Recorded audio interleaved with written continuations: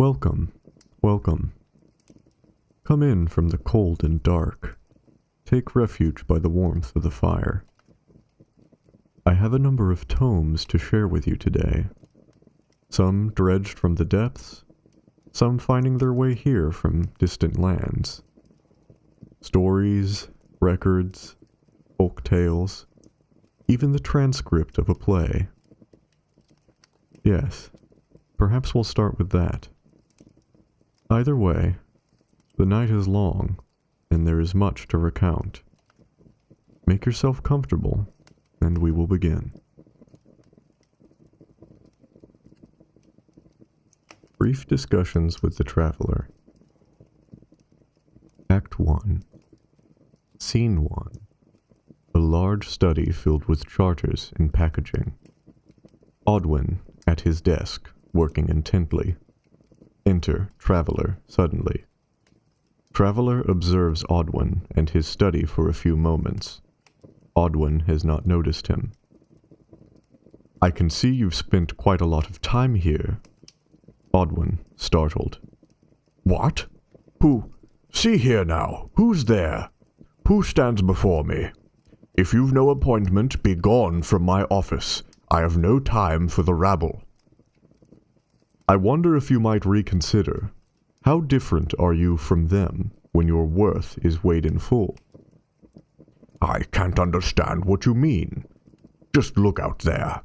Look at the people digging for worms, digging for carrots and iron. I've risen above that through my own work. Why be a grub when you could be a lion? What does it matter if they suffer as a result? The lion does not cry over its meal. Perhaps you are right, sir, though I cannot but hope for otherwise. What a cruel world you paint yourself in.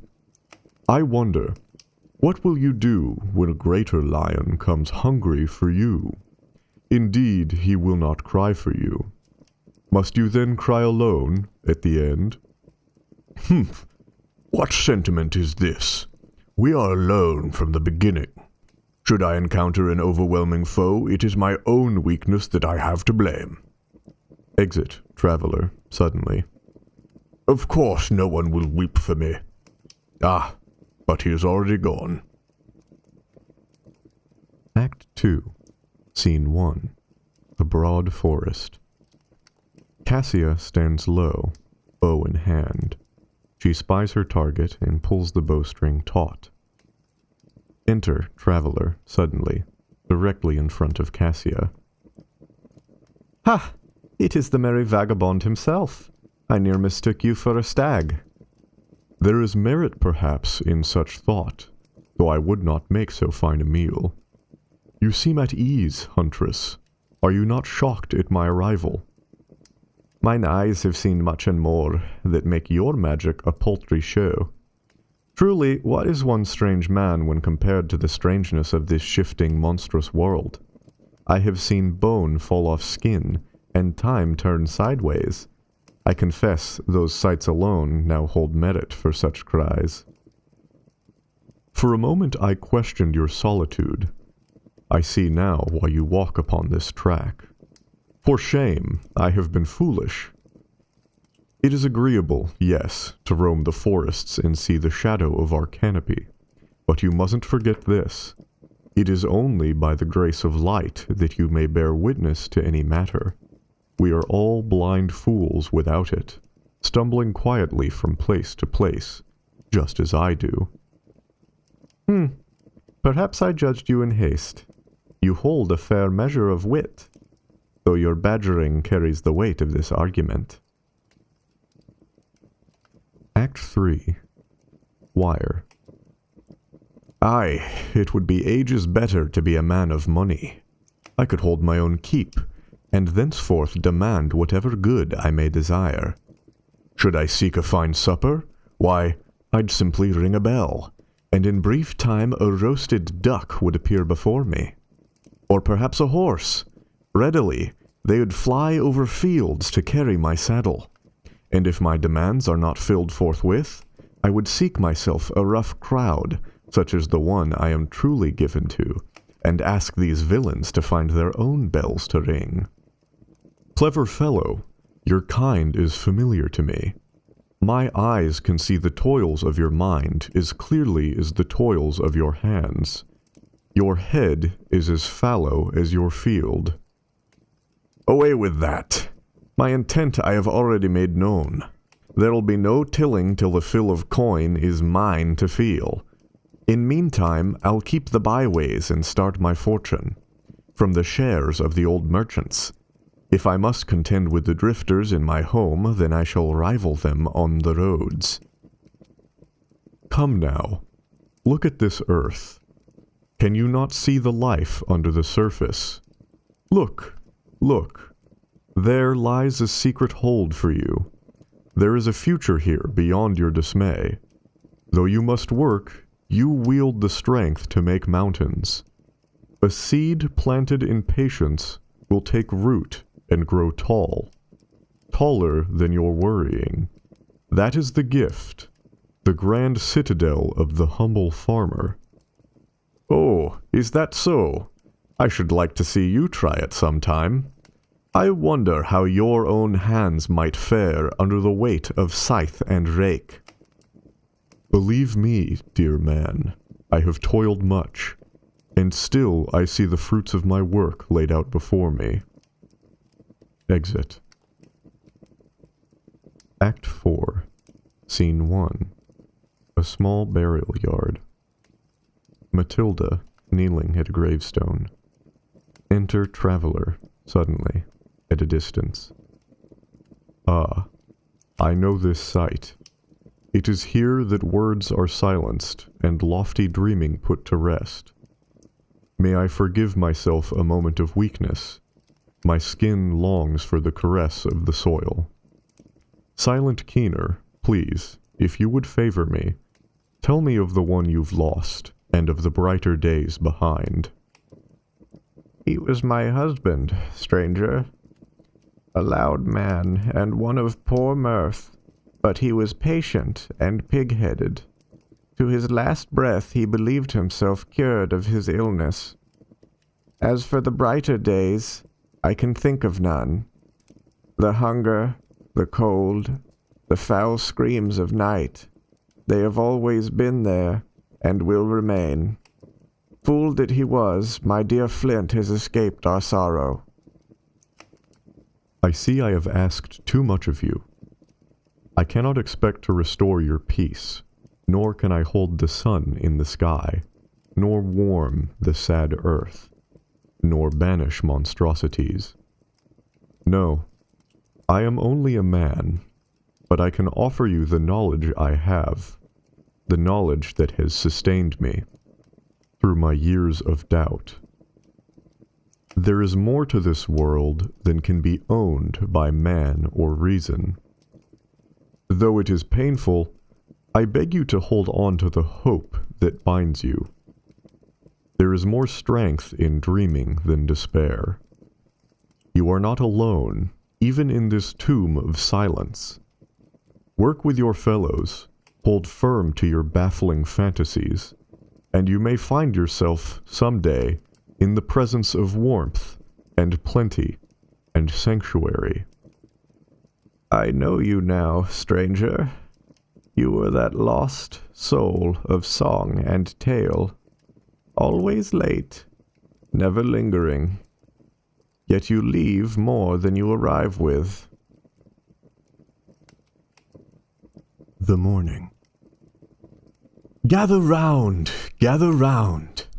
This is a story to get you through the long, cold night when it comes for you, like it has this night for us. Do you think we were the first to feel the cold? The first to see the ghosts wandering through the night? No, this has been happening since my grandfather's era, since the time before that. I'll tell you about when it began. When Bearfirth, the first of us, saw the protector light go dim and realized she was not alone in the forests. There was a time before this one when the world was dark. There was nothing out there, No light, no trees, no birds, and no music. What horror! A great miasma of nothingness. Can you imagine such a place? Through this emptiness a woman crawled, alone, starving, lost. She only knew suffering, only knew pain and grief, but she continued living because she did not know of any other path. One day she dreamt of great storms, trembling earth, turning wheels, and she woke up to a new world, one of vibrance, of light, beautiful light, and beautiful green. Here now were the birds and beasts, the fruit and grains, the winding rivers and the great horn mountains. Where before there was nothing, now there was wonder all around. She was the first to walk our world, our home. Thus she came to know joy. But when the sun left the sky, and the night fell over the new land, she heard the whispers, the groans, the crunching footsteps of those abominable shades that haunt us still. She then came to know fear, and a dreadful fear it was. She fled into the dirt and the quiet places. Deeper down she went, hounded by the foul voices, until she came upon something hidden and strange. There, in the dark, she found herself in the presence of a god. And so the first trade was conducted. The god granted her a madness, the madness to keep struggling in the face of fear. In exchange, she swore fealty to it. She swore to never forget what the god taught her. Then she climbed. She returned to the surface, and in her madness she fought the monsters that harrowed her. For 12 years she fought. Every day she would rest and enjoy the bountiful wonders of this world, and every night she would rise and battle the creatures that came to hunt her. She felled hundreds of them, yet they always returned. As time passed by, she grew wise. Climbing to the high mountain tops, she called out, in a clear voice that rang through the dales. She called, "I am Barefirth. I am mighty. If you hear my voice, come find me. Come look for me in the plains, in the forests, by the rivers. Find me, and you too will be mighty." And her voice was heard. Other men and women appeared, those who had been hiding in the dirt and the roots, in the grey shadows. They heard her voice and were entranced.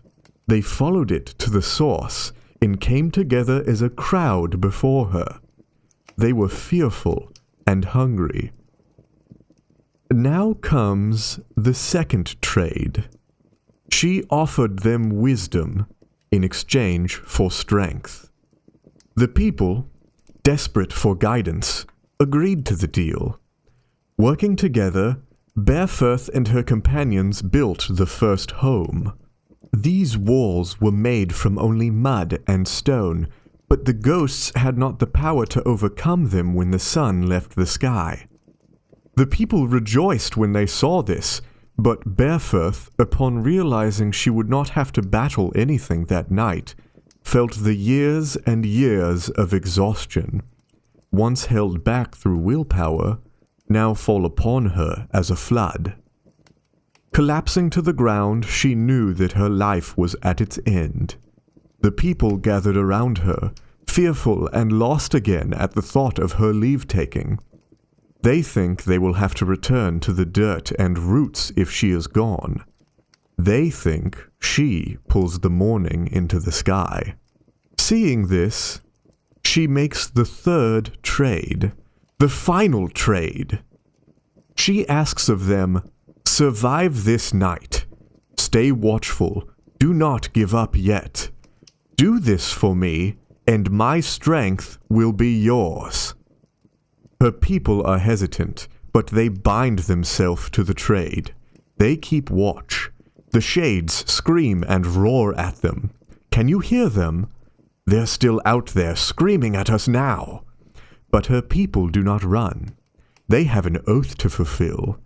They build the walls stronger and trust that Berfirth will hold up her end of the bargain. When the sun finally returns, it finds them proud and cheering. At last they know the madness that Berfirth knew. They learned that by fighting in the face of hopelessness, they could accomplish anything. With their newfound strength, they worked together and made a grand village. They spread to distant lands, making villages and helping those in hiding there. And always they remembered that long night and the sunrise that came afterwards. Tobias, Reflection, Part 1. I am not the reflective type. I was taught from a young age that life is better treated as a task. There is work to be done, so do it, and do not complain. Thinking seemed like a luxury. I still follow that creed, but I have, in my time, come to see the power of thought.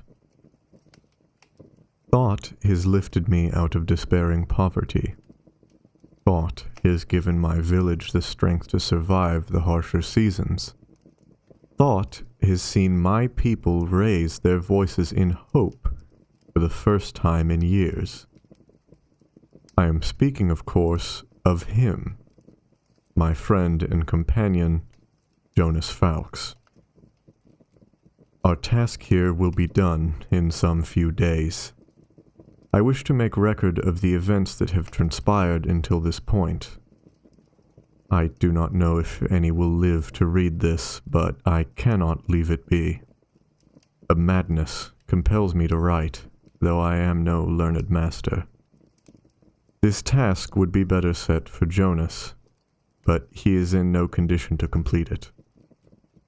I digress. Allow me to start from the beginning, and forgive me my shortcomings. Part 2. I stole into the Falx estate once, as a young man.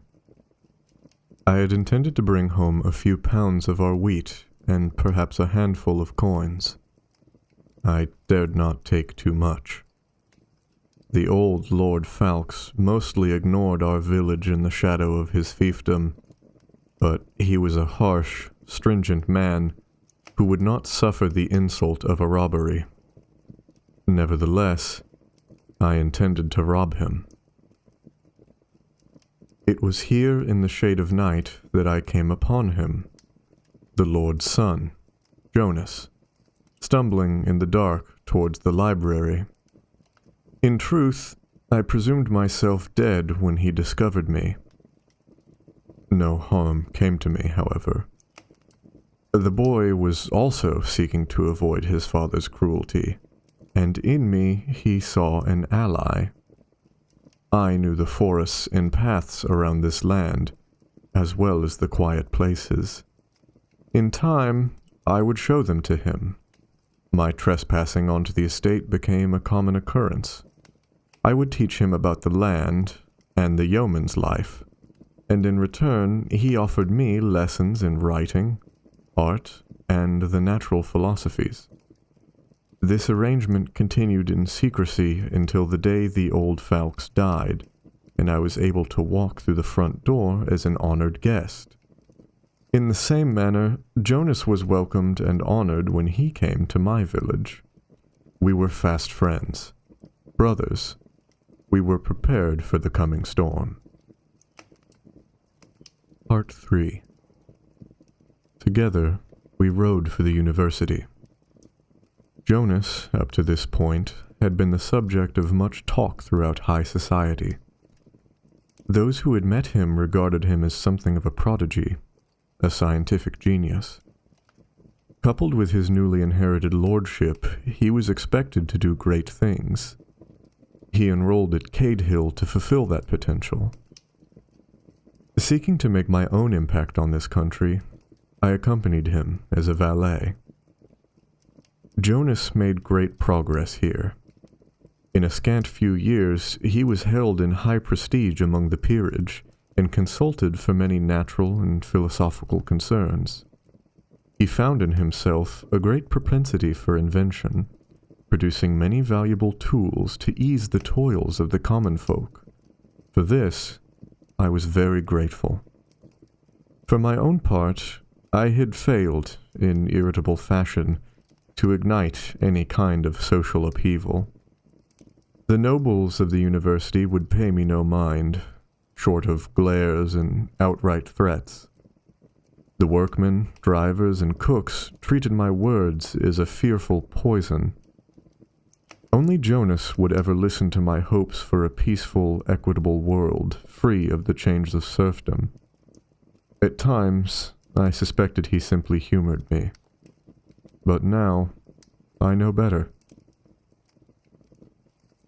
Part 4. It was at this point, some years later, that a change occurred. Although he never deigned to speak of it, I believe Jonas had some kind of breakthrough. His inventions grew equally more wondrous and monstrous. The golem, the locusts, the things without which our endeavor would fail, these he created and shared freely with the world. The people, both common and titled, began to see him as a shining light, here to guide them to a new era. In truth, perhaps that would have come to pass, were it not for the great adversity we were soon confronted with. Soon, the country would begin to understand its own fragility. Each day there were new reports. Refugees wandering from town to town. It felt as though we had all been sentenced to death. That helplessness returns to me still when I close my eyes. When the Emperor sent out the call for assembly, Jonas was among those compelled to find a solution. I was there when he was told the news. I remember finding it strange when, for a moment, his face ran pale, and he seemed to shake with fright. But there was nothing strange about that, I see now. He locked himself in his laboratory and bade me not disturb him. For months he continued this way, leaving only to eat and drink. His youthful looks quickly deteriorated, and it seemed as though a great weight bore down on him. He emerged in time for the diet, with a heavy, unwieldy pile of schematics. Diet of Kings. Scribe's Notes, 1318. Master Jonas Falx, please come forth. The lords and ladies rose when he entered the room. Even the kings gave him small gestures of welcome. He walked to the center of the court, his attendant behind him bearing a great collection of drafts. My lords, as I'm sure you're now aware of, we face a nightmarish threat. This disease, or plague as it has been called, is not overly complex. Neither is it beyond our vision. It is, quite simply, desolation made manifest. Here, his attendant began laying out a number of medical diagrams upon the floor. Master Falx issued from one parchment to the next, gesturing as he went. It rots the body in its entirety. It begins externally with numbness and darkened skin. Proceeding further into the ligaments, the victim may lose control of entire limbs. Eventually, the flesh sloughs off in small heaps. By this time, the victim has likely entered a cataleptic state. This may as well be a blessing for them. The rot will have overtaken their eyes and ears now, depriving them of their senses. Arriving at the last parchment, he paused and gazed upon it. Many of the gathered assembly also leaned forward to see the image more clearly. From the scribe's desk, it appeared only to be a drooping mass of charcoal smearings. This is all that remains of the poor souls. In its final stages, the rot consumes the mind and body whole, leaving nothing left of distinction. Here, His Majesty the King of Undland interjected. Is there truly no method of treating this malady? What preventions are available to us? No preventions, Your Grace, save total isolation from the populace. Even such a drastic method as that will only last until the food supply is infected. As for treatments, I have found none. Perhaps some of my betters from the Academy have made progress, but judging by their silence, I think not. He paused again here, and cleared his throat. It is a certain death. However, I stand here now to offer you a better fate.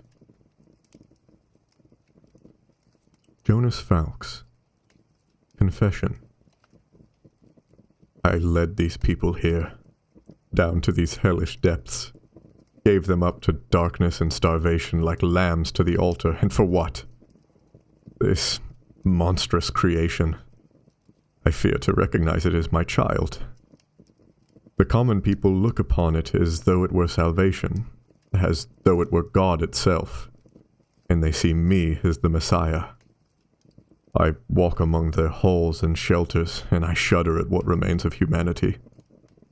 They dwell in filth and hunger. Civil services have collapsed under the long, unbearable weight of the endeavor. These men and women have no means of rubbish disposal. Many of them have already been stricken by rot. If any other soul should wander through their dwellings, they would tear him apart from the ligaments in search of food. And yet, they by some power withstand their hunger when they gaze upon me.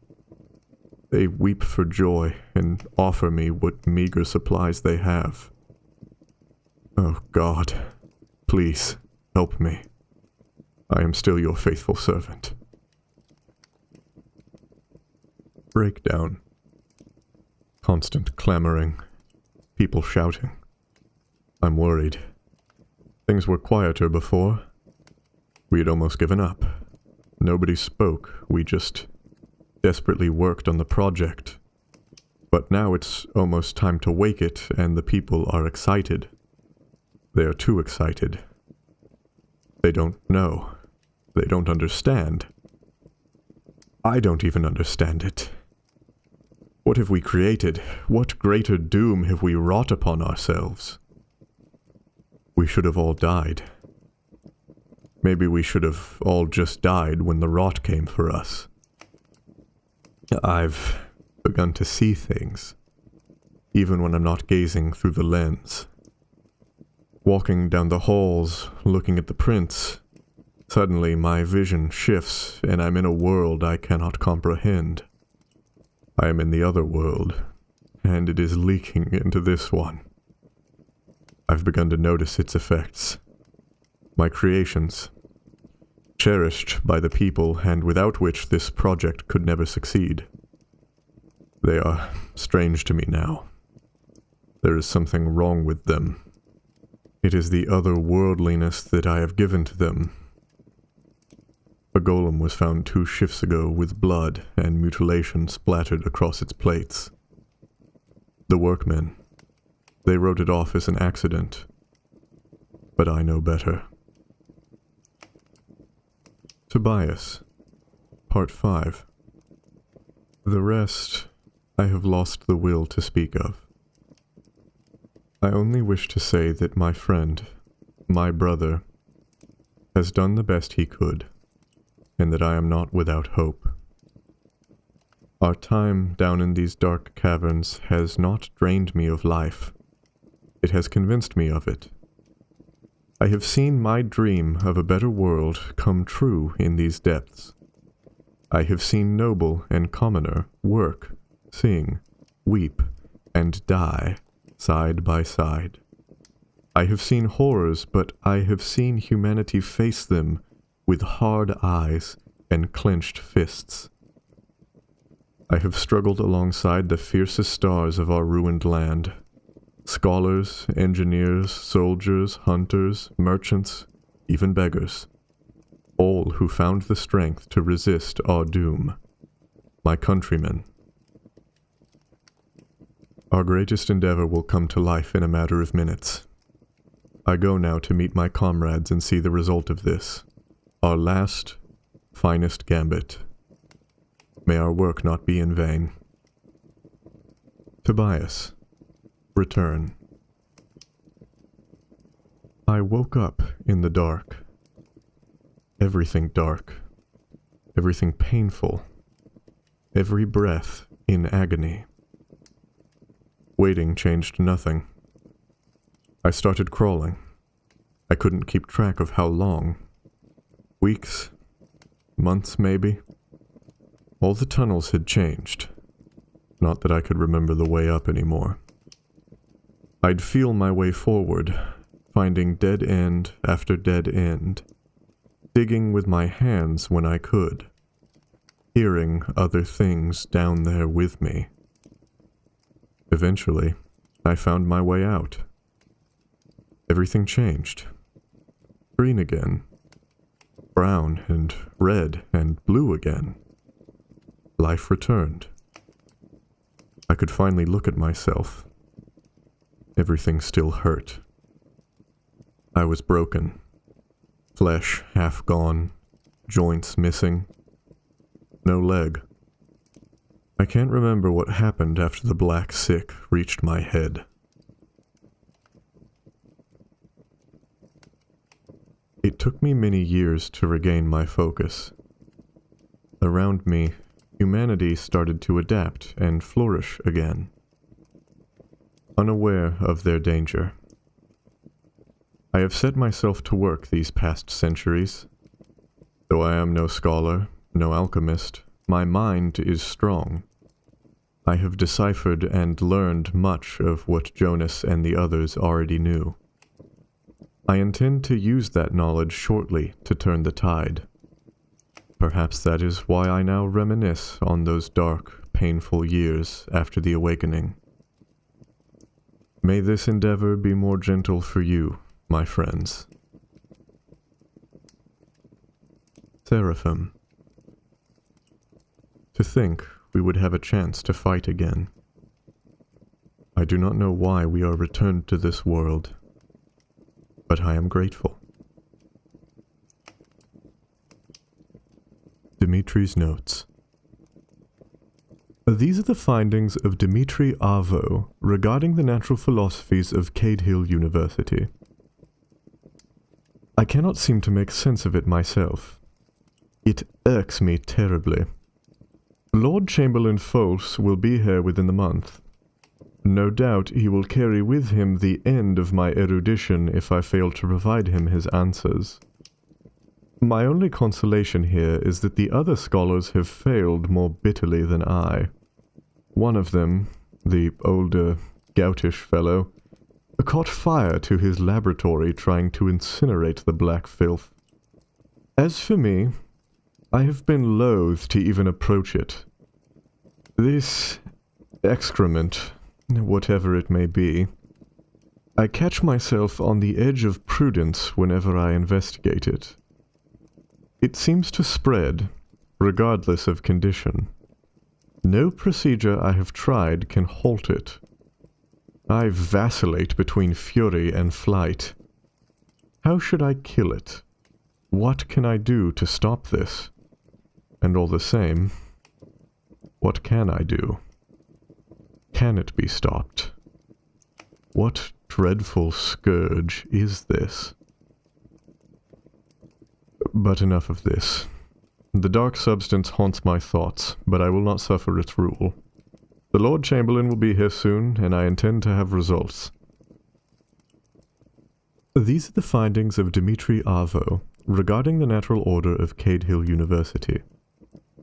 That Falx boy came to visit today. Troublesome.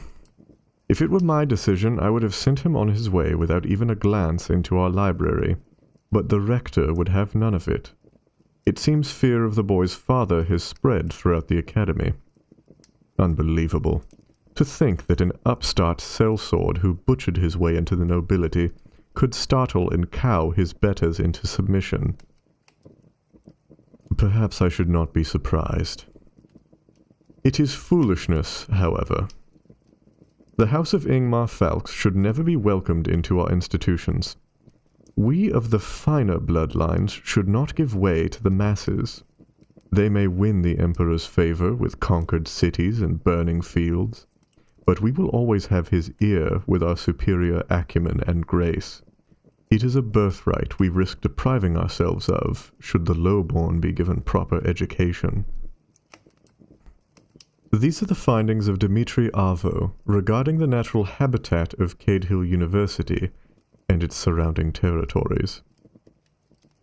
Despite my best efforts, I have been recruited for a sojourn into the fields and farmsteads of the neighboring countrymen.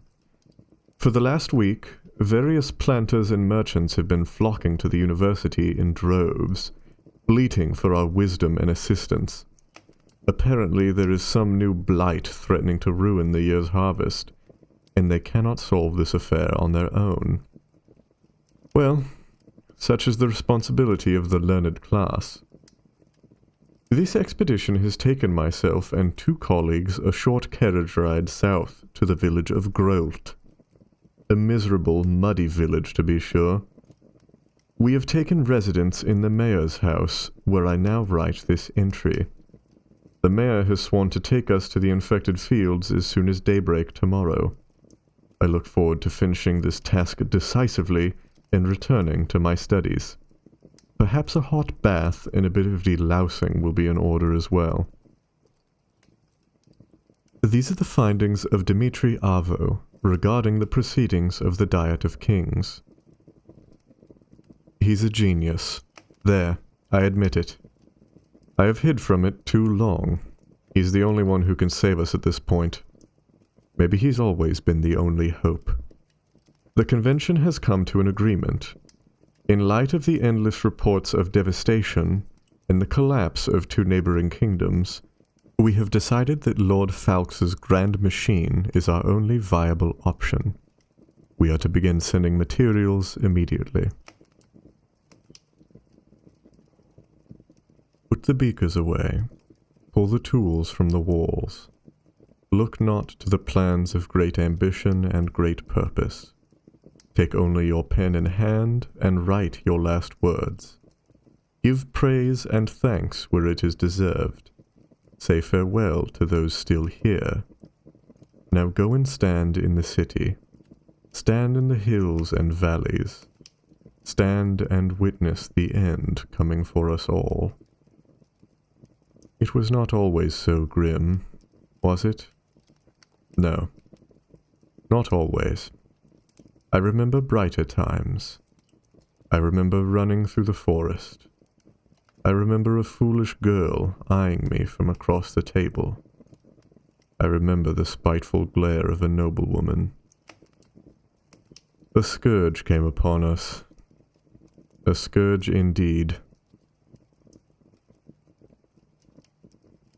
Letters. Quartermaster's ledger. Date unknown. Our food stocks are depleted. We've only the dried wolf and rabbit meat left. Largely, we're left to chewing leather now. Our vests, our belts, our boots. We draw our last breaths. The Huntsman Corps managed to trap 2 healthy squirrels and a grey gosling, not more than 10 hours ago, I'd wager. It was not nearly enough to feed all the workmen. The ones in the mines had to be prioritized, as expected of their labor. Despite the additional meal, their health is declining. We are running out of options. Furthermore, Joseph, Barda, and Jaren were taken this day. They did not go willingly. The others might still have a chance. I have to believe so, for my own sake. Quartermaster's Ledger. Date unknown. I had to tell Jaren's wife today. I had been gone from the shelters too long. We're losing them as quickly as we lose everything else. The poor woman was half dead when I arrived. She will not last much longer. I stayed only long enough to convey my respect. He was a good man. I would not be here this day without his aid. Nevertheless, I can do nothing for him or his kin. They are like so many of the others here. Rest well, friend.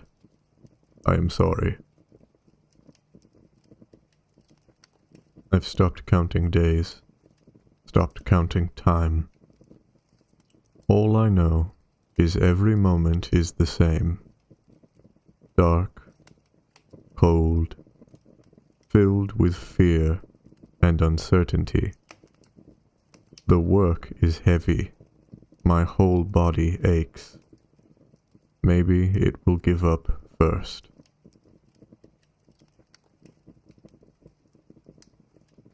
We thought we knew what hunger was, yet nobody was prepared to face this merciless starvation. I could not dare wish this upon my greatest enemy. The feeling of emptiness is crushing me. I cannot tear it from my mind. With each passing day, our strength wanes, and our demise reaches closer. Adelaide, my sunlight, I beg you forgive me. I have failed you. Nobody knows if it's day or night. How can we know if we haven't been up there for weeks, maybe months? The light of the torches are so dim. And again, what if I'm losing my sight? Mark, my little brother, ever skeptical. Our home above was lost long ago. Even if I wanted to, there is no clear path left for me to safely reach Maidentown. Infected don't last long out there, from what the hunters say. I had better take my chances here. As grim as it might look today, there is still hope for us. We must have faith. Trust in him and his deeds. He will succeed. He's the only one who can. Be patient and keep working as hard as you always do. Love, Annie. There was no mistake. It was the rot. It is the rot. And in a matter of days, I will turn into rot. I told nobody. I simply left the shelter and walked out. The sun was just rising. It had been a heavy few months since the last time I saw the morning, but with the first rays of sunlight bleeding onto the earth, the gruesome sight of the land came into being. The horror I felt was beyond thought. What used to be a realm of withered plants and bare trees had sloughed into a putrid mass of horrid black sludge, as far as my eyes can reach. The air was ripe with death. I can still taste it on my tongue. There were corpses in various stages of decay lying all over the ground. They made a nauseating sound, collapsing upon the weight of my footsteps. But the worst part of this nightmare was the total, unending silence. No trace of a breeze, no faint stirring of an insect. The rot itself was dead, and thick static was all that remained. Extinction in its purest form was glaring into my deepest senses. I could take no more.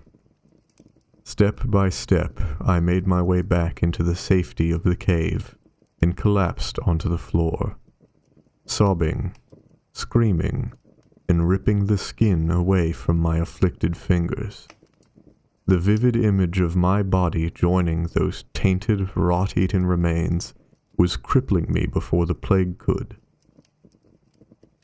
I wish I had never left these walls. No human should see what I saw. We can afford no compassion. If you suspect anyone of carrying the disease, steel yourself and lead them to the nearest gravesite, by force if necessary. One mistake and all is lost. We must be indomitable. We must be cruel beyond measure. Myself and your compatriots are no exception to this.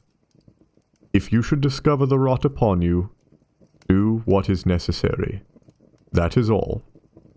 Signed, Marshal Durek Lawrence.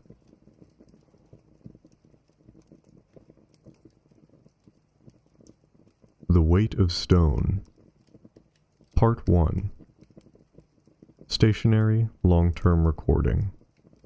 Place of origin, unknown. State, background noise. Technical issues. And this one is for you, my lovely niece. What is it? It's heavy and clinking. Well, why don't you open it, Are they stones? You sound so disappointed. What's so bad about stones, little Emily? But there's stones everywhere. Indeed there are, but these here are special. Special stones? Marbles. Worked on them myself, see? All round and smooth and easy in the hand. So they're round stones, but still stones. Eesh, aren't you impatient today? Look here, let me show you. You put one down like this, see? And then you take the others and try to... Aha! Almost hit it. Want to give it a try? It looks easy. Well, you'd think so, wouldn't you? Want to make a bet with your uncle? Mama said you shouldn't gamble. Right. Your mother is absolutely right. Well then, I guess then I'll take these here back and search for a better gift for our little girl. Give them here. You gifted them, so they're mine now. But you didn't want them, did you? No, I want them. You can't catch me, so you can't take them back. Oi, no running. Wait, if your mother sees you... And off she goes. Little whirlwind. Part 2. Oi, Bert, you're finally out of the tunnels. Was that your niece? Sure was. The girl grows like a water root. Almost didn't recognize her. How's it been up here? Any news? Merchant's been scarce. Last shipment of oil and coal was late. They still take the ore as if it's their bloody right. Shush, Hal. Not so loud. You know damn well it is their right, and we should be proud to procure the ore they use in the main city. I tell you, our ore is what makes the crawlers, and even your lanterns. It wouldn't hurt them to show some appreciation, now would it? We've all got our packs to carry down here, and it's not like up top was any better, now was it? Right. You're right. Just being uneasy is all. But as long as the tunnels don't run out, they'll have a need for us. Right. Right.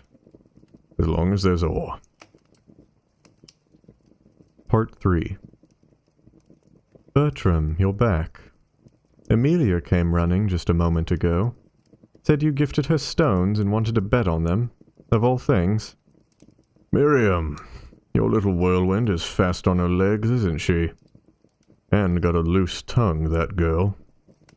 Don't you entice my kids to any shady deals, you hear me? It's bad enough I have to tell her father off each time. You brothers. I should have never married a minor. Ah, Miriam, don't be like that. There's nothing but minors in this town anyways. And you have the gall to sound so proud about it. Tell me, how's the tunnels these days? Your brother comes back every day with dust stuck everywhere. I'll give up washing his clothes soon. The tunnels, huh? Low voices, fading away. I won't lie to you, Miriam. Seen better days, but surely. Some entries are unreadable, the text covered with blotches and stains. Part 4. The 6th right tunnel is barren. What about the 3rd? Traces remaining. We sent Bert and his men a day ago. He should be back soon. If there's no ore to be found there either, nothing to do about it. We can go deeper. You think I haven't thought of it? But the men are uneasy, and I get where they're coming from. The air down there is stale and thin. But you tested the depths. The lamp kept burning even down there, didn't it? So far it kept burning. But if we can avoid it... Hush, someone's coming.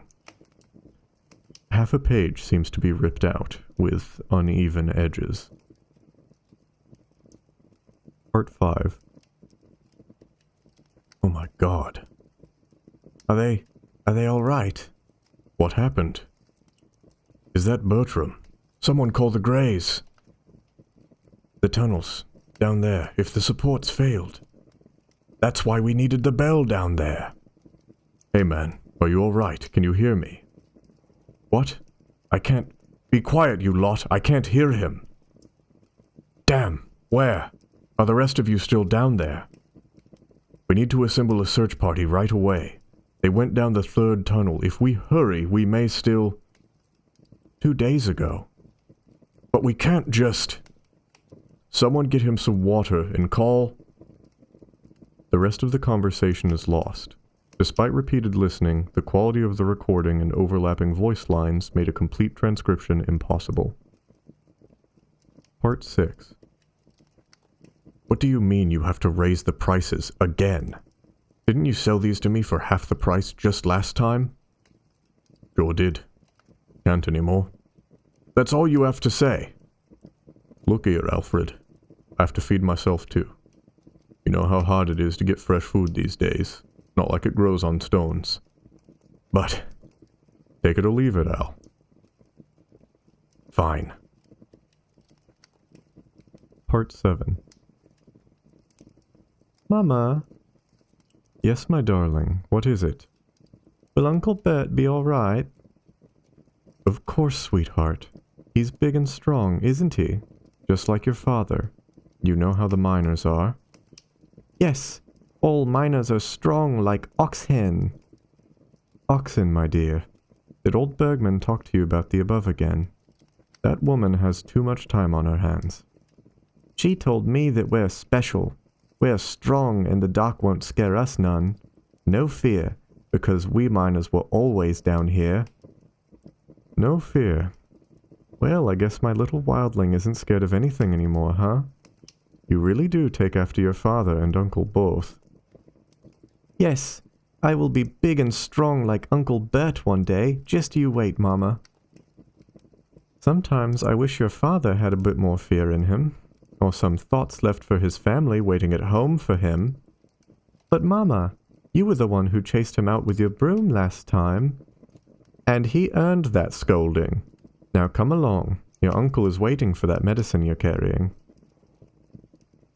Part 8. That poor family. It wasn't enough for Bertram to come back in that state. Now even his brother. Heard Miriam cry all night. What about the daughter? They say he went too deep. Not enough air. Push. They're carrying the body out. From the stone we make our living, and to the stone will we return. Following is one of the only complete records of a tunnel burial. a local tradition observed in the rural mining settlements. Cross-referencing with the documentation provided in A Miner's Guide to the Depths. Part 9. This is the last one. I won't be coming back, Hal. You're on your own from now on. I see. I guess it's goodbye then. I'm sorry. No.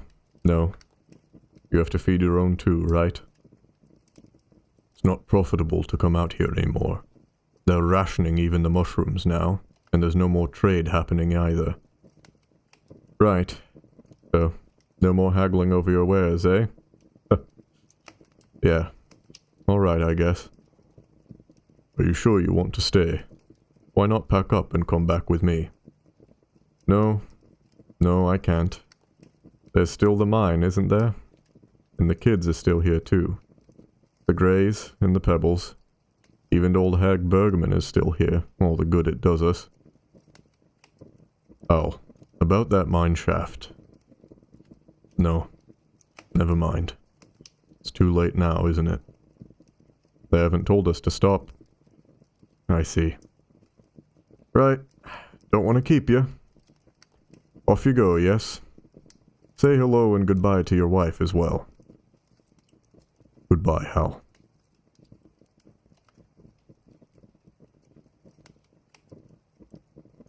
The Spy and the Sparrow. My honorable lord.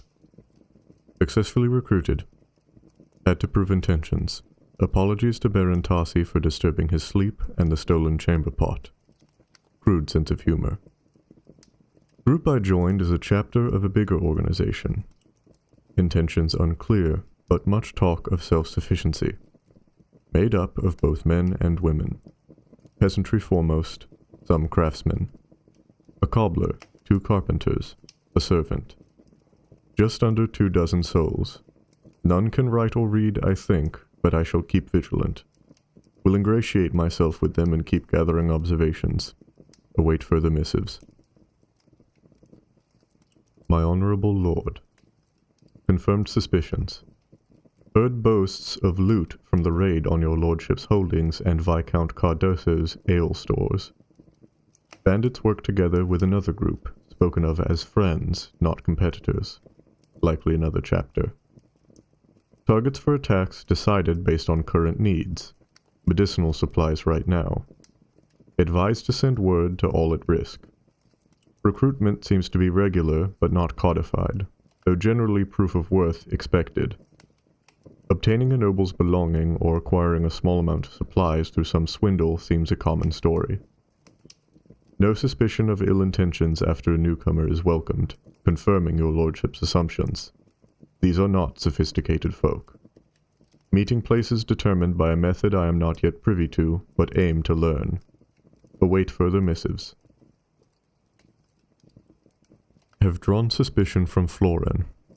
Harak subject. Smithy. Advise capture or slay when next seen. Balding. Blackbeard sheared. Stout of posture but walks hunched. Next raid, Lord Cardoso's livestock. A rat supposed to open the way, but no violence planned.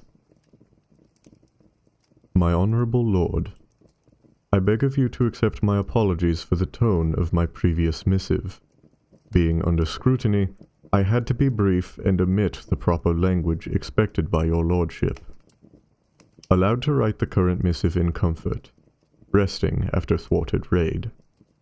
Florin dead of putrefaction from arrow wound. My compliments to Lord Harak's archers. Group is currently hiding within the capillaries. Advise restraint in retaliation. Reasoning as follows.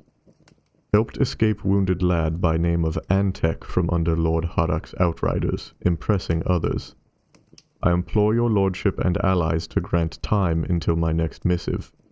Will attempt to garner authority before a larger meeting of the groups, supposed to take place within the month. With luck, I may be able to deliver your lordships more than just foot soldiers. My honorable lord, my sincere thanks for your generous and wise decision to abstain from violence against the bandits. I realize the recent attacks have been a nuisance, but my plan is bearing fruit.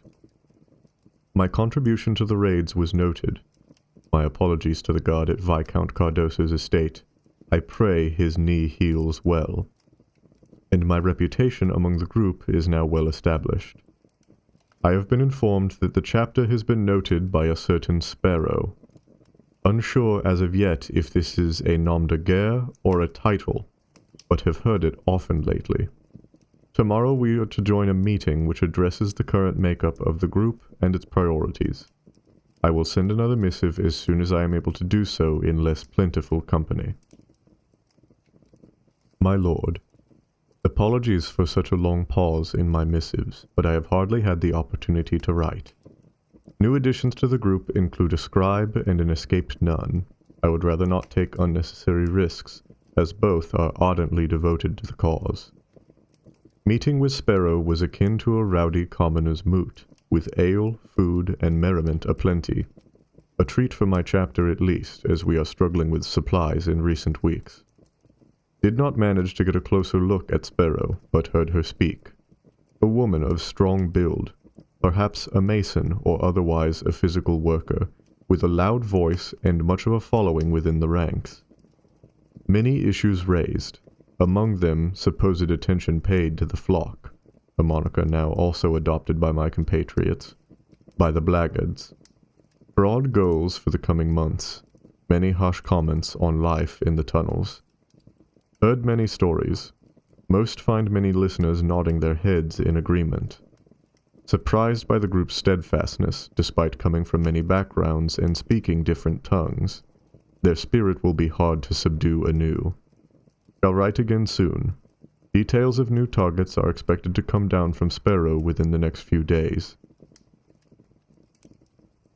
My lord, I hope this message reaches you swiftly. The next planned attack targets your lordship's estate with the goal of procuring valuables from their storage at the Stout Holds.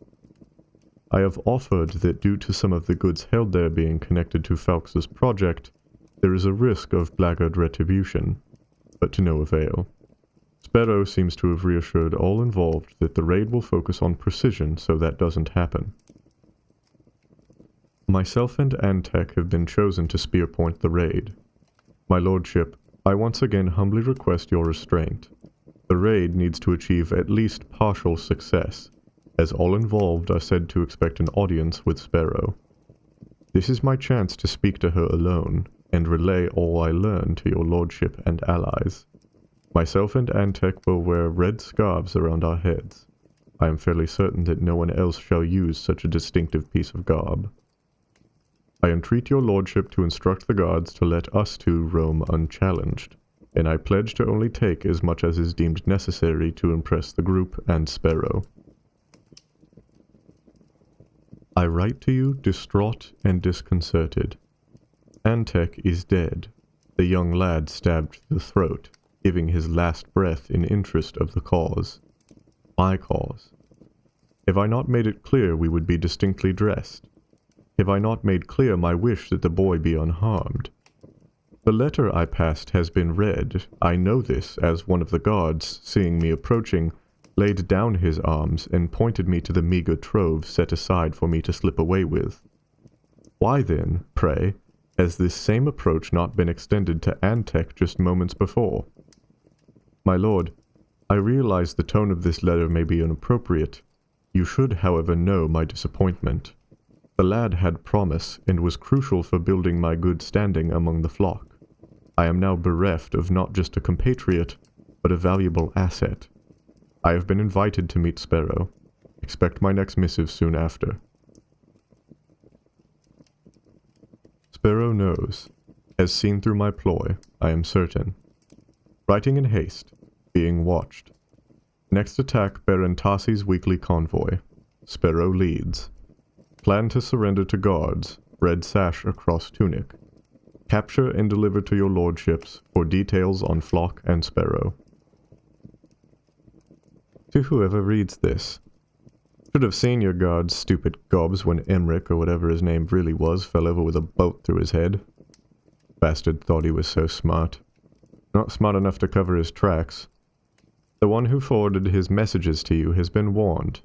For her sake, let this be the last one she delivers. You must think of us as simpletons who can't recognize a double-crossing rat when they see one. If there are more, I will know. And when I do, a quick execution will be the best they can count on. We are not cruel, but can be if that is the only thing you lords understand. How many of your people have we killed over the last months? A handful, perhaps. Accidents happen. More of your servants, subjects, even gods, have joined our ranks when they understood the truth. We do not need you.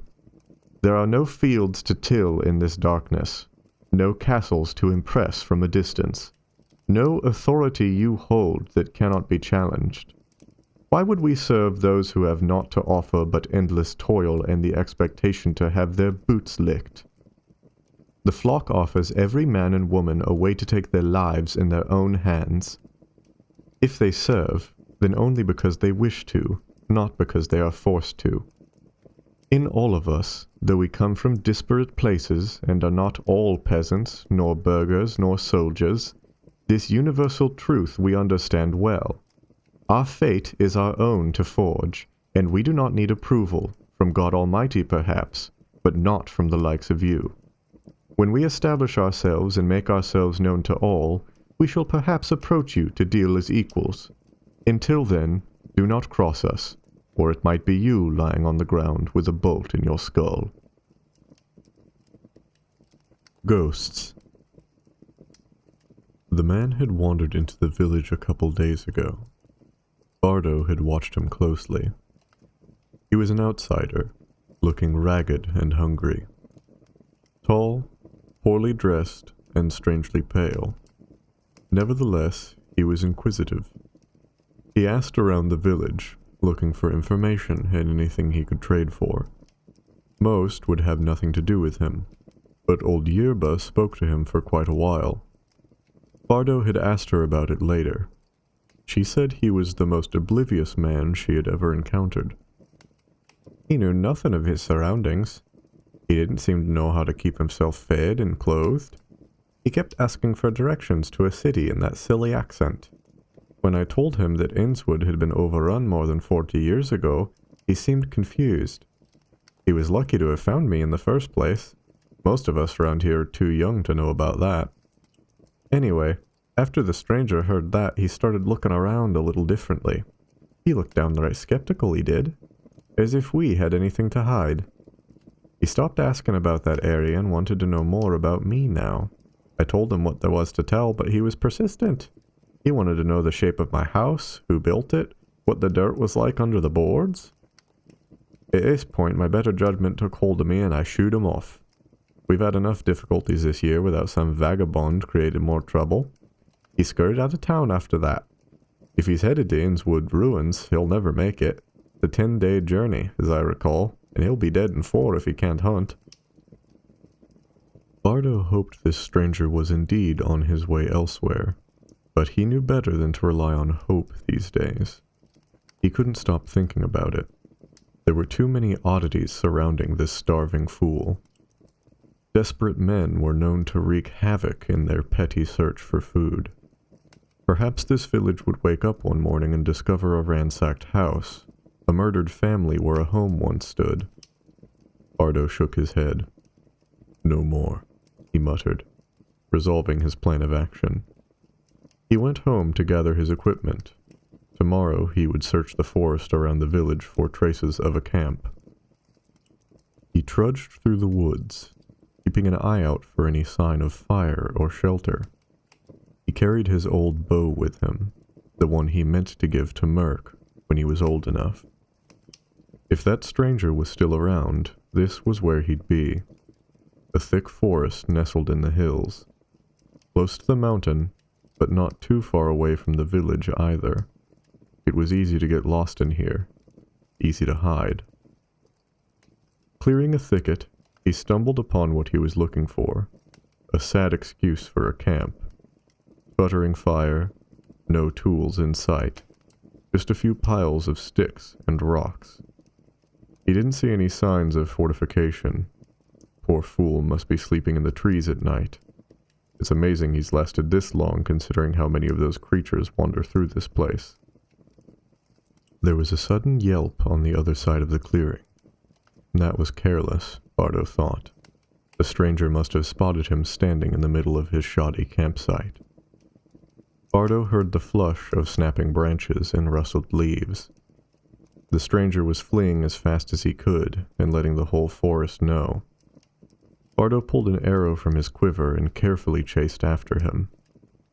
He could see glimpses of the man, little patches of exposed bluish skin amongst all the green of the woods.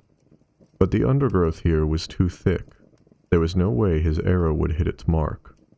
All he could do was chase him into open grounds. He knew there was a gulch up ahead, just below the mountain. He just needed to push him in that direction.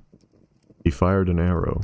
It missed the stranger, but the man saw the blur of the motion and heard the thunk when the arrow sinks into a tree. He let out another cry and ran to the right. Bardo was close now. Almost time. Then the man suddenly dropped out of sight. They were already at the gulch. He slowed down to a walk and stepped through the last vestiges of forest. Before him lay a rocky, dry basin and the stalwart Mount Brass just beyond it. Some 20 feet below him lay the stranger. Must have lost his footing and tumbled down into the gulch. He looked stunned. His leg was bent out of place. Bardo remembered this place. Remembered looking down on a young man here, perfectly still in the dust. This was where he had found Merc. What was he doing here? Why was he chasing this poor fool? Enough of this, Bardo sighed. What good is another corpse? He slung his bow over his shoulder and began his descent into the gulch, stepping carefully and looking for footholds. The man needed help. Guidance. Perhaps he could be useful to the village. Perhaps he could be a friend if he was given proper care. He heard the stranger scream. Calm down, I'm not going to... No, the stranger cried. Them! Bardo swung his head around, looking for the source of the man's terror, and there they were, stomping past the tree line on the other side of the gulch. Those gray, wormy horrors. It had been some time since he'd last seen them. Hunched shoulders, twisted spine, that heavy stomping gait, and worst of all, the lifeless holes where their faces should be. They were looking, if they could indeed look, at the stranger now. All the noise must have attracted them, just as it did back then. He would have to work fast. He slid his way down the rest of the slope. The stranger looked at him in confusion and desperation. It seemed his fear of Bardo had been overruled by his fear of the creatures. Give me your hand. The creatures were getting closer. They were running out of time. The man reached out and Bardo lifted him onto his feet. The stranger grimaced but held on. My leg, he said. I can't move on my own. Bardo had expected as much. We have to go. The stranger held onto his shoulder and they began climbing back up the slope. Each step was a struggle. The dirt gave way below them when they moved too fast, and each time that happened, the stranger would lose his balance and fall. Bardo looked back. They weren't moving nearly fast enough. They had only gained a few feet, and the gray horrors were closing in. He could hear their stomps now, could taste the strange metallic scent they carried. They weren't going to make it. It was clear they weren't going to make it. Bardo threw the man off his shoulder, watched him slide back down the hill in pain. What are you doing? He yelled. Looking down on him from his perch, he knew the monsters would go after the stranger. This was Bardo's chance to run. But no, there would be no running. He pulled the bow off his back, Merc's bow, and took aim. There were 5 of them now, maybe 50 feet away. He let loose an arrow. It caught the leading monster in its pale neck. The The creature paused momentarily to absorb the impact, and then pressed forward again. Another arrow, another wound. Again and again he fired upon them. The first creature fell to the ground, snapping the arrows with its weight. They were 20 feet away now. More arrows. Sparrow cursed them with each release, desperate to make an impact. The second creature fell, but now they were here. The stranger was crawling up the gravel, trying to gain any kind of distance from these nightmares. They would be on him in moments. There was no more time for shooting. There was no more time to worry. Sparrow took a deep breath and let his bow fall to the ground, watching a small cloud of dust form around its impact. He raised his eyes back to the task at hand, pulling one last arrow from his quiver and clutching it in his hand. He charged the closest monster. He sank the arrowhead into the monster's gray chest, aiming for the heart. He was sure he had hit it, but the monster just swatted him to the ground. Broken bones, couldn't breathe, couldn't move. They were on him now, him and the stranger. Well, Sparrow thought. I tried, didn't I? I did what I could. Why? The stranger demanded, his blue face against the rocks and the creatures tearing into him. His eyes begged for an answer. Sparrow could only smile. Can you forgive me now, my son? Can I be forgiven? Yerba walked along the outer edges of the group. There were about 13 of them that had decided to take the trek up to Mount Brass and pay respects to the newly fallen. Yerba was assigned to sentry duty. Although she was getting old, her vision was still respected amongst the village. She could still point out any threats to the escort. Despite the importance of her task, her mind wandered. Sparrow had been a troubled man, but never a fool. What could he have been thinking? What could have happened between him and the wanderer that led to this? The search party had found only their bloody remains. It was a pity, and a sorry end to a man who experienced more than his share of pain while he lived.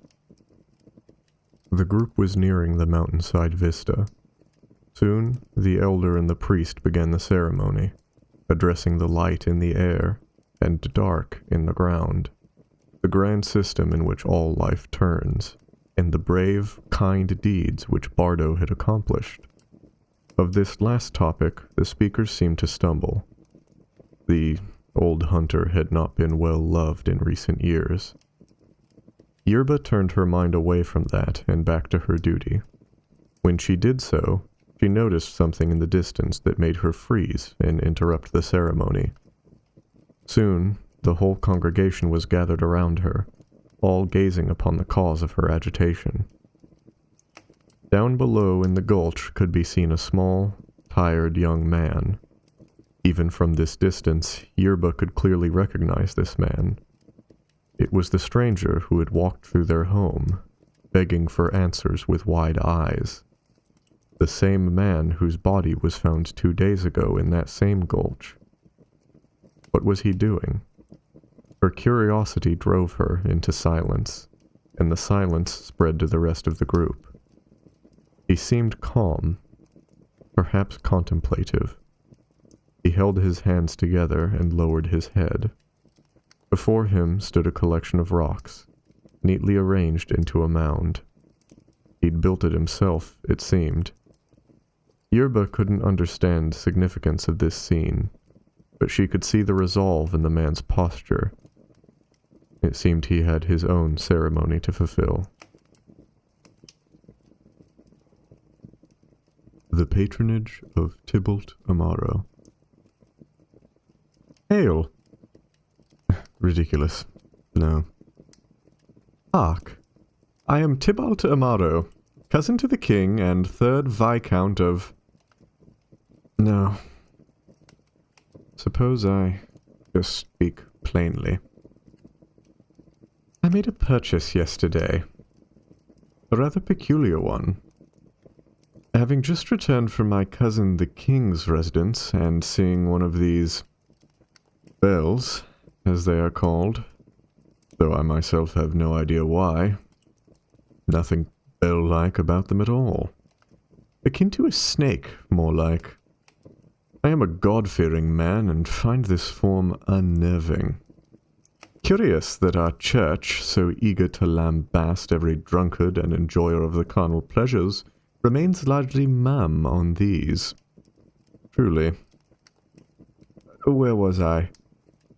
My cousin the king swears by this contraption, and it cost me a pretty penny. But soon, I hear it said, no noble house shall be without one. I wonder what other such inventive tools there are, and what their use might be. On the way back to my estate, I heard word of a traveling alchemist from the Orient, and decided to invite him here with his cart of curiosities. Provided he shows, I might host him for a while. Though, frankly, he would do well to entertain me. We shall see how he fares. Ah, my throat is dry. I suppose that's enough for now. How do you make this thing inert? Shuffling, followed by scratching, followed by clanking, until a sudden thud, and then silence. Part 2. Yes. So, I shall now speak. Ahem. I am becoming accustomed to the appearance of this device, though it has been some days since I have used it last. Some malfunction. The crooked merchant's oversight, I am sure. Had it just standing there, waiting for the man to arrive and repair it. It better work fine now, or my cousin, the king, will learn of this. I have mentioned before an inventor, a man by the name of Dastan. Where from he hails and why he uses only his first name, he does not say. A quiet, small man, unassuming, and humble. Ugh. God almighty, such a bore. In my sudden fascination with these mechanical toys, I have assumed that inventors are universally bright and intriguing, but no. This Dastan fellow has brought with him trinkets and baubles aplenty, but nothing to truly inspire. A ball that gyrates in the air when spun, a parlor trick, appropriate amusement for a child, perhaps, but nothing more. A short reed through which wine can be poured and which supposedly makes it more palatable, although I tasted no difference. A spice grinder in the shape of some exotic hulking beast. The rest are too uninspiring to even remark upon. I shall give him a day or two more, perhaps, to present something from that rickety cart of his to truly put a spark in my eye, or else my hospitality will come to an end. I have no patience for charlatans. Part 3. I had started this day resolved to run the inventor out, but he has finally pulled through. I heard him working on something in the stables overnight. The man looked like he hadn't slept at all when I approached. It was the most peculiar thing. Wings, crafted out of thick fabric and spread over scaffolding, the likes of which I have never seen. To think he kept them under covers for all that time. They're not ready, need to undergo trials, he said. Come now, says I. The sky is clear, and you surely have faith in your craft. Cruel, perhaps, but the gambit was well worth it. Dastan took the contraption to a nearby hill and rode down it like he would a cart. It seemed he would crash at the bottom, but something miraculous started happening in front of our eyes. The invention started lifting, and then sprung into the air. At first, I thought it a mere illusion, a trick, but no. He circled the hill and came to a stop at its feet. Shaken and pallid as a man not long for this world, but intact. I have fed him, let him rest, and summoned him to my study, where he has just now left. Tomorrow I shall try out this contraption. Destan was trying to object, but he relented after I offered my price.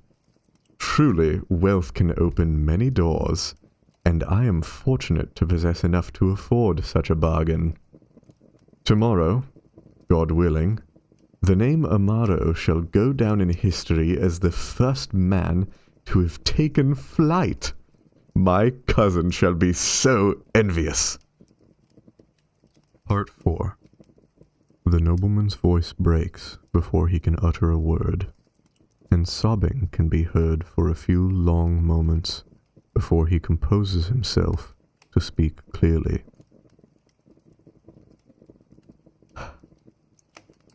Words escape me. There is truly no way I can describe the wonder. The wind in my face, soaring above the ground, seeing the world as I have never seen it before. Destan, a genius, a visionary, blessed by God, for how else to explain his talent. Today, he is resting in my best guest chamber, my servants catering to all of his needs. No expense spared. Tomorrow we shall speak of many things. My skull feels close to bursting with all the thoughts of what could be achieved with this invention. And now that I have tasted flight, I can scarcely stop thinking about doing it again. Part 5. I should very much like to have this recorded for posterity. All chronicles shall remember this day, Destan. As my lord pleases, though I must state again that the endeavor will be challenging. Nonsense! What you have managed once, you shall do again, and faster this time with my funds at your disposal. Together we shall share the gift of flight with kingdoms far and wide. Your name shall be as widespread as that of Falx, and with good reason. I am humbled, my lord. Enough coyness. Those who listen to this recording shall know the names of both Destan the inventor and Tibalt Amaro, his patron. But tell me, friend, have you thought about what I asked? Yes, I have. Well then, let's hear it. Farah, my lord. Farah. An odd word. What is its meaning? There is silence for a few short moments. Fitting, truly. Very well then. I proclaim that we shall build a workshop on my lands, and in that workshop we shall construct Destan's wings of Farah.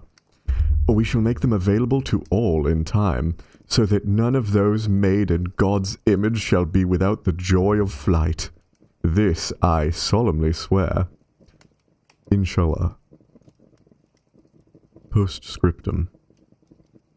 I have so far found no more concrete mentions of either Tibalt Amaro, Destan, or the wings of Farah, though some fragmented records exist to suggest the existence of mechanical wings of some description. It is unclear how many were made or how many survived intact into our dark era.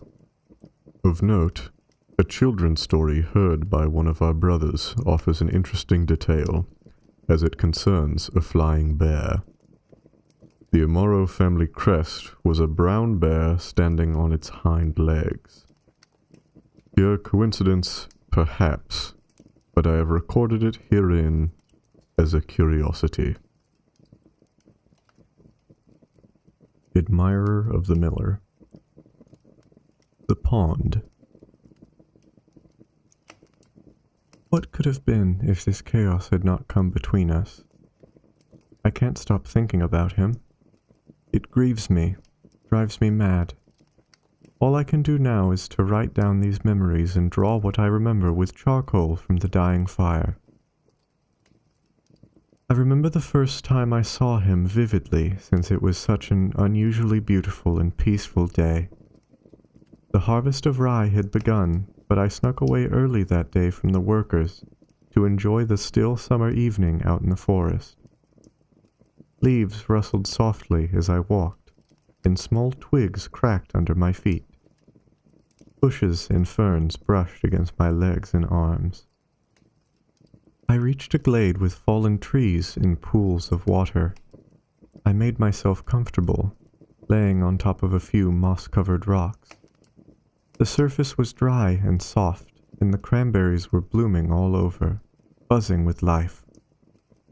Looking up between the treetops, I saw the partly cloudy sky. I would do anything to go back to that moment. Feeling drowsy from the sweet, warm air, I closed my eyes and just listened. I heard crows scrambling around in the trees, and small bits of branches splashed down into the water beneath. Bees were humming to and fro close by my face. A fox barked in the distance. Footsteps, branches snapping and brushing of vegetation. The sound stirred me from the haze. I thought it was a deer. It was very faint, but getting closer. I looked up and saw a tall man slowly walking towards the bigger pond in the glade. He sat himself down on an old log right by the water. He sat very still, as did I, and just looked at the water and the bugs that were dancing there. He was fair, and had light, long hair with wavy locks. His gaze was cold, but at the same time gentle and at ease. By the look of his rugged hands, strong shoulders, and patched linen clothes, he was a hard-working man. He leaned forward and picked something from the ground. He looked at his find and pulled a string from his pocket. After a brief moment of tinkering, he seemed to have made a necklace that he hung around his neck. A gentle smile spread across his face as he held up the adornment piece in his hand, admiring his simple creation. I was careful to stay still, not making my presence known. I did not want to disrupt the stillness with my awkwardness, and at the same time, I could not take my eyes off him. He brought out a piece of folded, yellowed parchment out of his belt bag that he proceeded to scribble on, pausing every now and then, looking up, his thoughts seemingly far away. Carefully, he put away the parchment and got down on his knees by the clear forest pool and cupped his hands. He took a sip and then splashed his face, making his short beard glitter with water drops. He removed the necklace he had made and hung it on a thin, leafed branch, looked out over the pond one last time, and then contentedly walked away through the brush. Of course, I was curious, and I walked over to the place he had been and inspected the necklace he had made. It was made out of a large acorn from one of the nearby oak trees. If I had only had the bravery to get up and greet him that first time I saw him. But who was I, a shy cow farmer's daughter, to do that? The carriage.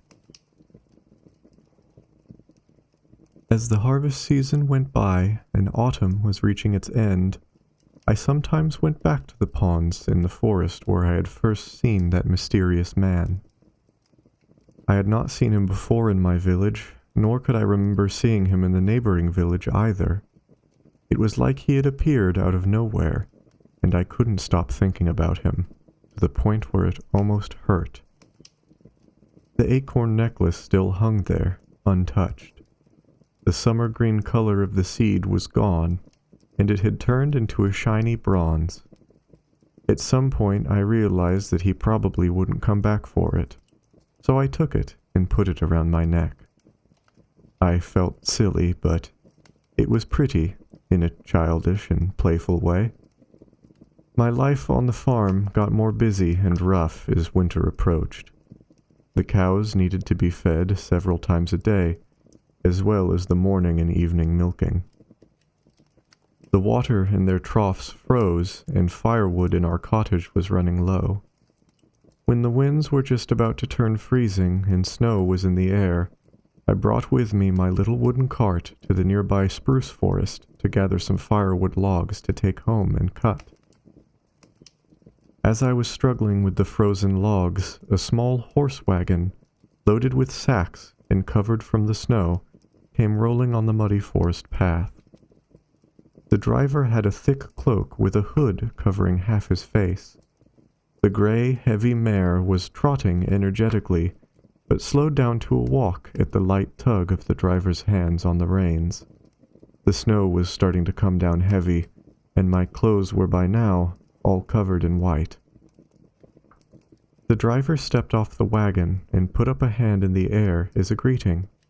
I hesitantly waved back. He pulled out a thick blanket and threw it over his horse. He stroked the old gray mare between the ears, and she snorted content. The driver turned to me. "Do you need cover from the storm, lass?" he said in a concerned manner. "If you need help, that is." Since I was getting cold from the snow and wind, I precariously walked over and stepped into the wagon. It was dark and not much space, but at least it was dry and sheltered from the wind. Before the driver entered the wagon, he loosened the horse from the harness and let her walk free. The wagon creaked as he got in beside me. He turned around behind him, lightly brushing against me as he opened a bag of grain. He scooped out a fist of grain and called his horse. "Apples, come here, girl." The cart horse's head stuck into the wagon, and she happily ate the grain from the driver's hand.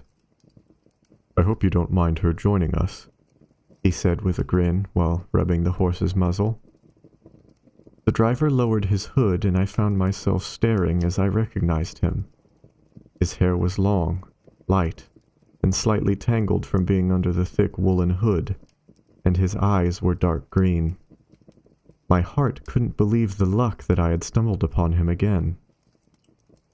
"We certainly weren't expecting this weather today. Apples and I were just picking up some grain to bring to the mill." "Are you the miller?"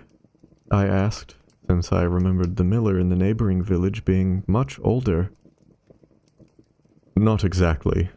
Or, well, I work the mill now that my father passed. I am the miller's son." He was quiet for a moment and fiddled with the reins. "I guess that makes me the miller now." He looked at me with a sad smile. "I'm so sorry about your father," I mumbled, looking at my hands. We sat in silence for a while, shoulder to shoulder, melting snow dripping from our cloaks, and our breaths were smoking from the cold. I wanted to ask 1,000 questions, but I couldn't bring myself to do it when I saw the hurt look in his eyes. But maybe that's exactly what I should have done. "Your father must have meant a lot." "He was a rough man, as millers go, but he did have a good heart. I left my life as a brewer to come back to the mill when he got ill. The old man deserved no less." The miller scoffed. "I do miss the brewing business, though. It was a breath of new life from the slow farming labors. But as long as I get to brew some of my special miller's mead, all is well." He smiled slightly. Then he caught sight of the acorn necklace hanging around my neck. "That necklace..." He paused. When I realized, my cheeks blushed and I cursed myself that I still had it. Although now, I am very glad I kept it. I stammered, I found it by the ponds in the forest," he said slowly and looked curiously at me. "I actually saw you there," I quickly confessed, and I started fiddling with the knot of the necklace. He put up his hand in the air to stop me before I could take it off. "Please, keep it." He laughed heartily and gently pet Dapples, who was standing half asleep. "Now, where to? Let me drive you. The storm doesn't seem to be letting up." He backed up his horse and hopped out of the wagon. "That's very kind, but I need to bring the firewood home," I excused myself. "Dapples might be an old mare, but she doesn't mind a little bit of extra cargo." The miller winked and refastened Dapples to the wagon, and proceeded to load the firewood. I felt a bit overwhelmed by this kindness and quickly sprung to my feet to help him, saying thank you again and again. We got into the carriage, our clothes completely covered in snow. The miller asked his horse to move forward in a slow trot. Despite the cold, I found the wintry landscape delightful. The snowflakes tickling the skin of my face, and the fresh bite in the air. Come to think of it, it is probably winter on the surface now. If there only was a way to feel the snow again. I had a piece of parchment in the pocket of my skirt, which I used to make a sketch of Dapples trudging through the snow. The miller glanced at the paper and I shyly showed him the drawing. His eyes brightened. "Beautiful. In a way, it's like a poem without words, isn't it? I used to write poems." He slowed down Dapples at a sharp turn in the road. "I saw you writing something when I saw you there, at the pond," I remarked, holding the parchment again and then pulling the cloak tighter around me. "Oh, that was the first time I wrote after many years of not writing at all." He noticed the curious spark in my eyes. I know what you're thinking. It's been a long time since I wrote something worth reading. I could not bore you with such nonsense." He seemed a bit embarrassed, so I left it at that. Perhaps he had never shared these things with anyone before. "If you say so, another time then." We briefly looked at each other, smiling shyly. We rode off down the road as the snowstorm seemed to be waning. My skin was cold, but I felt warm on the inside all the way home. His presence made me feel so comfortable and safe in a way I had not felt before. The mill. In early spring, when it was almost time to sow the rye, I was herding my family's 3 cows through the woods of the neighboring town. I had my cowherd staff, guiding them through the trees, letting them eat off the sparse sprouting grass that was growing there. I stood leaning on my staff, looking out over the town below, seeing the townfolk going about their business. Smoke was rising from the cottages.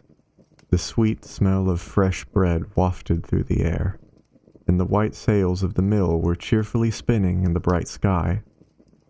From a distance, I saw the miller carrying sacks of grain from a wagon into the mill.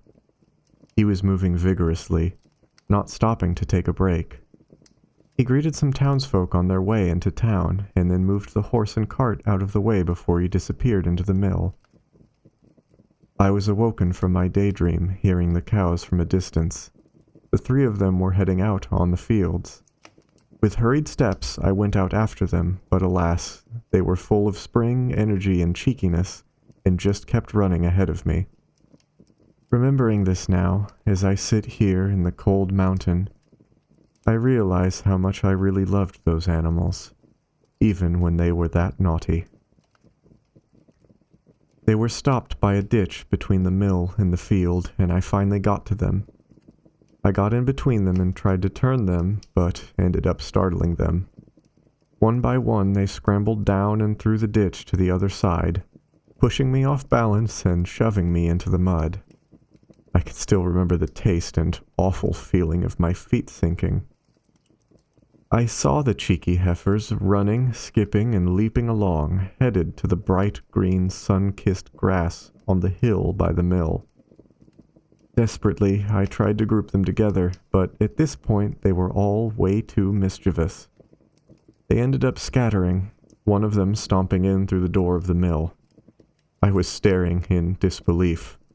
There was a commotion, the sound of crashing wood, and a cloud of flour flying out the door, quickly followed by a ghostly-looking cow covered in white flour, bellowing and coughing. Out from the settling flour stumbled the miller with a wooden shovel in hand and dusty sleeves rolled up to the elbows, swearing, "Damned cow, where did you come from? Shoo!" He hesitated when he noticed me and looked me up and down. "Please, herd your animals somewhere not near the mill." "They got away and—" I started, flustered. He chuckled and raised an eyebrow when he recognized me. "So, you are having a bad day as well, cowherdess?" He laughed and brushed the flour off his chest. "Last time we met in a snowstorm. Now you brought cow mayhem and took a mud bath." He put the small wooden shovel on his shoulder. "Your four-legged friend here knocked down 2 sacks of spelt flour and knocked the lever from the wooden axle, jammed it completely." The sails of the mill made a pleasant, low, muffled sound as we stood looking at each other. I need not to say that I was beyond embarrassed at that point, just hopelessly standing there, messy, cold, and without cows. But his smile comforted me and ensured that he wasn't too mad. "The mill will be fine. The brakes are on. Let me help you gather your wild animals." He looked slightly amused as he grabbed a rope from the wall of the mill. We managed to gather the cows into the horse pasture nearby. He noticed I was shivering from the cold, wet clothes that I was wearing, so he brought me inside the sparsely lit mill. It was quite loud inside from the wooden machinery still spinning. "We had dairy cows when I was little," he mentioned, looking at me, understanding. "They always got into trouble. Can't live with 'em, can't live without 'em." He put his thick woolen mantle around my shoulders when I sat down. It was still warm from his body. The hood was too big and messed up my hair. He lightly brushed a lock out of my eyes. He grabbed a wooden hammer and started working on the dislocated machinery. I kept stealing glances at him as he worked.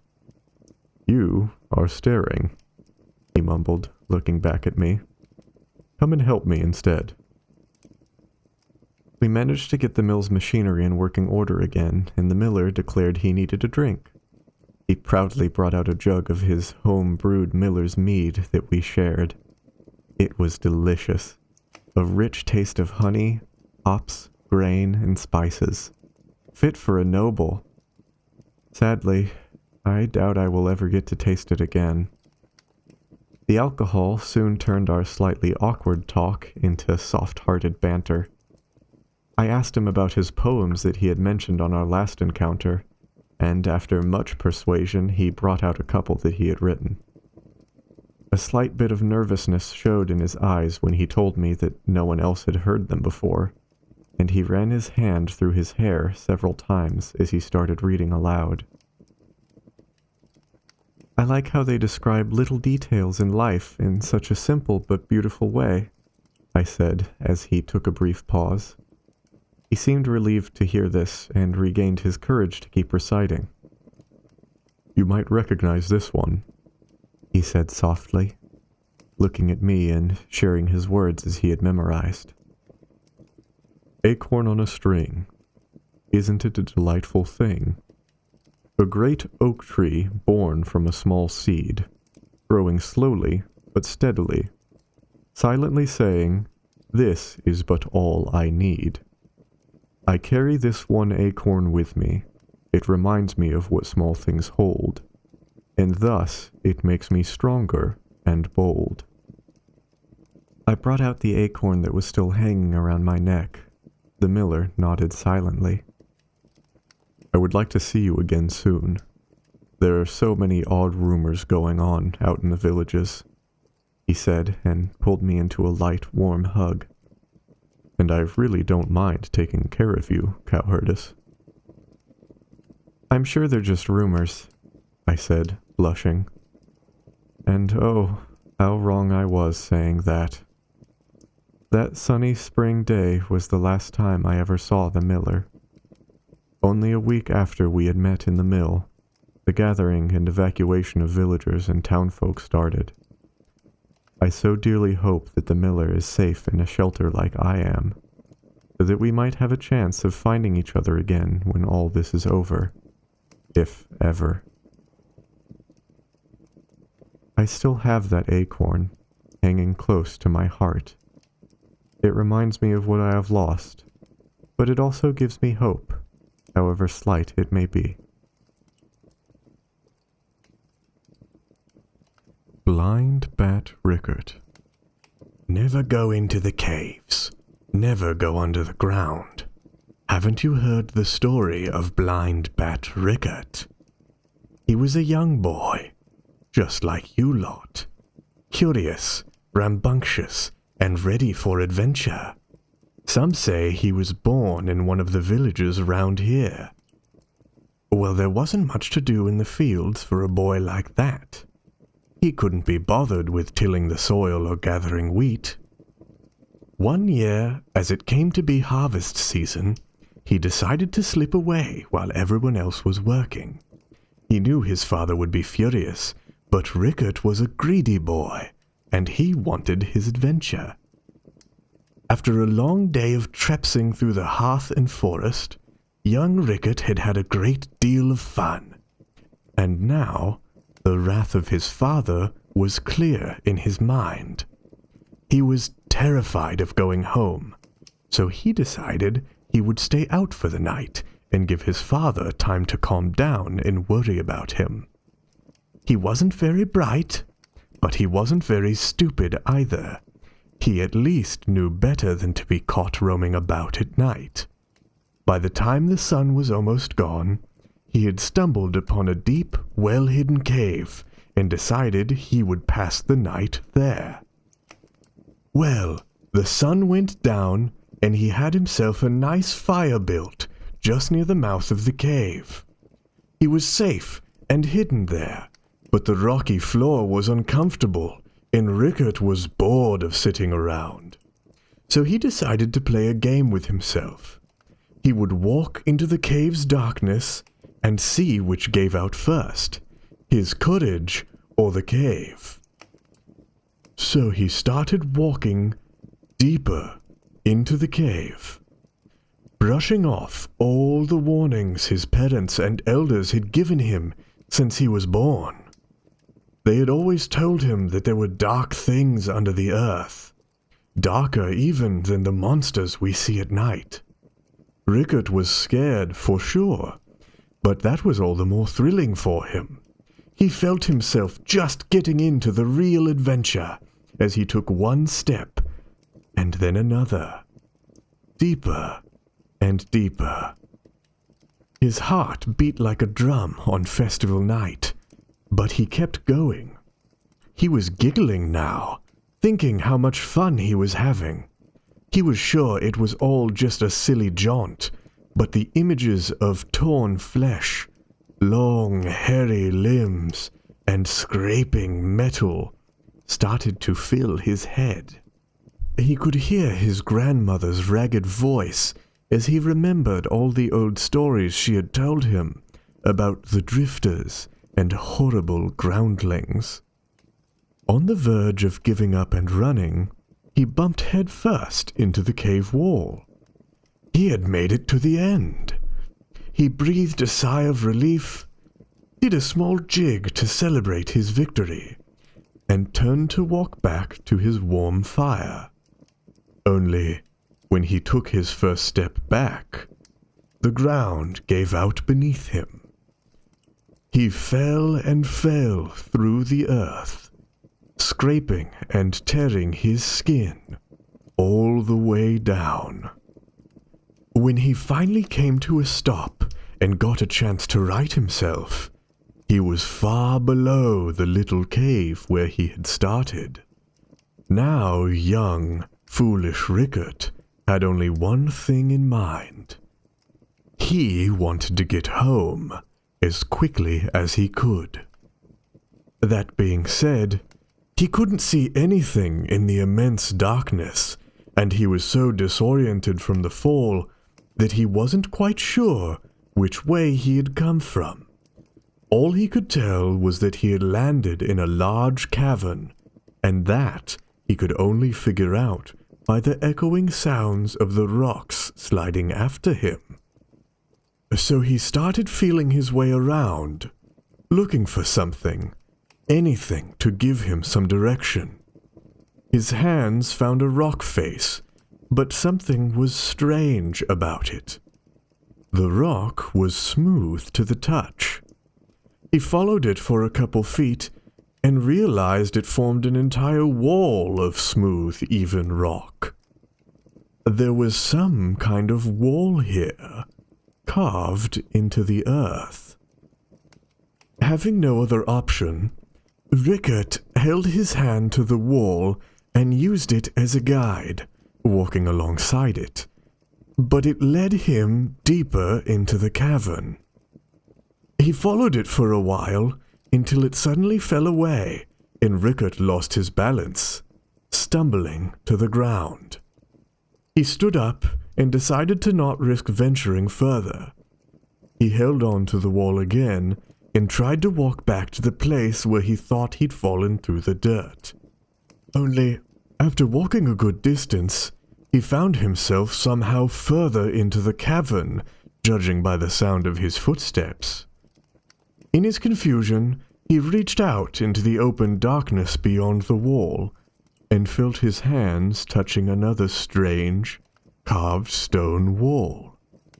He realized suddenly that this was some kind of maze, full of walls in the same shape and design. He must have latched onto the wrong wall after falling onto the ground. He was lost, trapped under the earth in a dark labyrinth with only his grandmother's horrible stories to keep him company. He suddenly remembered all the warnings he'd been given. Never go under the ground. There are dark things there, terrors that you can't understand. Rickhart's skin jumped. He felt eyes on him. These unknown things watching him, waiting for him. He hears movement. A skittering echoes through the cavern. It's getting closer. Panicking, Rickhart turned and ran through the maze, stumbling from wall to wall, moving as fast as he could to get away from the skittering. He could still hear it getting closer. He could hear it breathing now, quiet and shrill. He could feel it just behind him, something large and bristling with hair. He was terrified. He was sure this was the end. Just then, he crashed into something different. It was large, cold, metallic, and did not give when he hit it. Rickhart was pushed back onto the ground from the impact. The skittering stopped. In its place, this large metal thing started to move. He heard clicking, cranking, stomping, steaming, and other unrecognizable sounds. The thing seemed to be turning about to face him. He was frozen, trying desperately to disappear and somehow wake up in the warm wheat fields and smell his mother's cooking. But instead, all he could smell was something like eggs left cracked and burning in the sun. The thing stopped moving, stopped making noises, just stood there like a statue. Gathering his wits about him for a moment, Rickhart realized perhaps it hadn't actually noticed him. Just as he was about to crawl away, the thing suddenly shined, one huge light in his face. Rickhart screamed. 2 days later, the villagers found him after combing through the forest. He was shaking, blind in both eyes, covered in dirt. His hands were torn to shreds. Said he dug his way out. He just chose a direction and started digging. Came out through a nearby hill. Got lucky, I suppose. They took him home and did what they could to take care of him, but he was never the same after that. His vision never came back. He would still have shaking fits from time to time. It took his family years to finally get him to tell them what had happened. They told the rest of the village about it, and the story spread from there. Sometimes, he would tell the story to curious travelers and young children. There was one thing he always said. One thing he always finished his story with. "Do you remember the giant metal thing I mentioned?" he would say, leaning in close. He would whisper, "The thing that shined a light on me." Well, the truth is, it wasn't a light at all. No, not at all. It was an eye, you know. It saw me, stared into me. I can feel it staring at me all the time. Except for when I tell this story. Then it looks away from me. And where do you think it looks instead? I'm sure you'll figure it out.